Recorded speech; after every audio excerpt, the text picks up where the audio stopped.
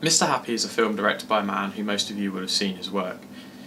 He's the man who directed and created Nicki Minaj's Anaconda video, Kendrick Lamar's Alright, and most recently Skrillex and Rick Ross in Purple Lamborghini. However, he's ventured from music videos into creating a short film. Now, this is the first short film he's made professionally. Now, the film Mr. Happy revolves around a young man called Victor who's suffering with depression, and it looks to me as if he is also autistic. Now, the film looks to how the internet can influence people who are at a stage in life and who are in an emotional state where they're vulnerable, and how the internet can be seen as a saviour but can in fact be a very bad thing for them. Now, we see throughout how Colin, he creates a world where the only happiness he really gets is from art and from screens, and eventually from his girlfriend, who in the twist of the film in fact turns out to be Mr. Happy, the man who kills him. Now, the film revolves around how Victor goes online and he finds Mr. Happy, which is a service for people who are too scared or don't have the strength to kill themselves. Now, he pays them, and they said he's going to be shot on the 14th of February, so Valentine's Day. And the film then follows him as he meets a girl who he really likes, and how he starts to become happy again, and he attempts to cancel it, and it just becomes a story of cruel irony, fate, or perhaps even, if you look at it more hopefully, will Mr. Happy in fact just trick him into being happy? And will it be all a facade? However, as the film goes on, it becomes clearer and clearer that he's made a mistake, and eventually Mr. Happy turns out to be his girlfriend, and she shoots him in the head when they're off to his uncle's getaway. So this brings up the issue of how the film shows people with depression and with autism, how they can be taken advantage of, and how the internet can cause them to make mistakes and cause them to do things that they wouldn't do if it wasn't there, how they've been given false hope or no hope, and how it gives them the answers to things that shouldn't really be answered. Now, of course, a few complex arguments come up from this as well, because it, in essence, is euthanasia, it's assisted suicide, but it's also really violent, it's also very illegal, it's very seedy, it's a hitman for himself. And what it shows is, especially through direction, is how his computer in his flat, how that is his happiness. He sits there and you see in his face more of a response, more of a eye contact, more of acceptance and relief towards it. Whereas in his other social standings, you see him, especially with his co-worker, he's very intimidated by him. In fact, Colin blocks the frame, whereas here, and then Victor's a bit further back, and he blocks the entire frame, and you kind of feel trapped by it. It's very clever directed, very good use of the screen. And later on as well, there's another shot where his co-worker, he's right centre stage, and he comes up to him and he gets right in his face, like so. And it's very intimidating for the audience, and obviously for Victor as well, and you feel that. So, again, but later on we also show how the dominance is there with, the dominance and the security is there when he's at his computer, because the first shot you see of him at the computer is he is right in front of the computer, and you can just see the lights in the corners of it. He is then dominating the computer, he is then secure in himself.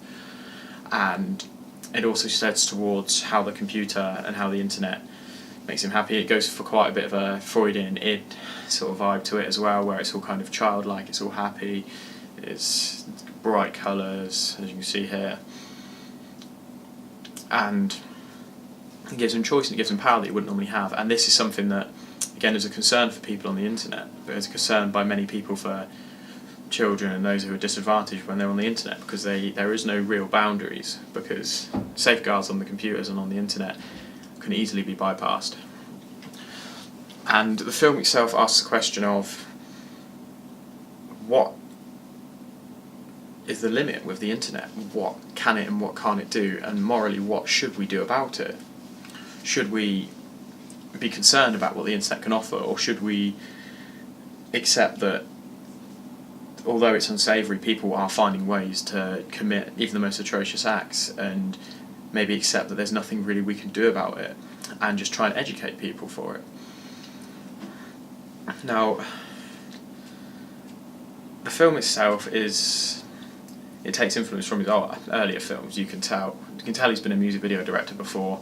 Everything's hyper reality. It's a bit over the top, which I think is perfect really for the character and for the story that's ahead for him. And it also does fit very well with what's there. And perhaps some of the fear of the internet as well has been taken from the recent social trend of hikikomori in Japan, which translates to basically hermit. This is the ongoing concerning trend of young men in their mid to late 20s who essentially lock themselves away in their parents' house and reside to being a child. Because they're too scared of the social side of things, because society is too different to them, too extreme.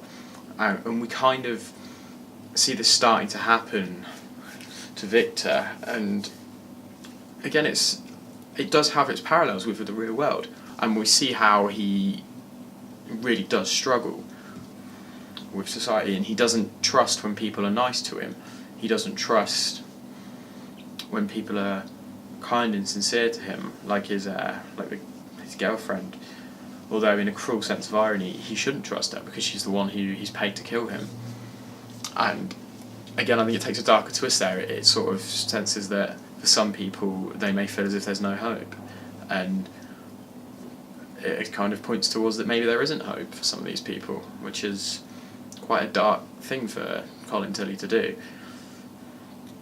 And we get the sense of there is doom from it all. We get the sense that he's paranoid. We get the sense that things are happening. There's a sequence where a man comes in to unplug some drains and he hallucinates him carrying a shotgun, and he tries to beg him and sort of say, I made a mistake, I didn't mean to do this. And when he goes to escape, he's ultimately killed there. So the film itself, I think, shows a greater societal concern for the internet and the role it plays within our society. Now, I don't think it's anti-internet. I think it's more look towards the dangers of what we don't understand and what we don't see, and how it can how we can become victims of things, and how we can be taken advantage of, and in particular, how those in a disabled point of view can. I think it sort of heightens the reality of it. I think it looks towards how we're obsessed with social media and how it affects our lives, or how it affects our social interactions, and it just makes that more of a hyper reality of it, and the hyper reality of it being someone who's disabled and someone who's taken advantage of them and wishing to kill them, and someone who's taken advantage of them and someone who's wishing to kill them. And I think overall the film does have a message, and I think overall the film's message is that we need to be careful. We need to be careful of what the world does to us, and Colin Tilley shows this very cleverly. He gives subtle hints, and he shows how people are there to take advantage of you.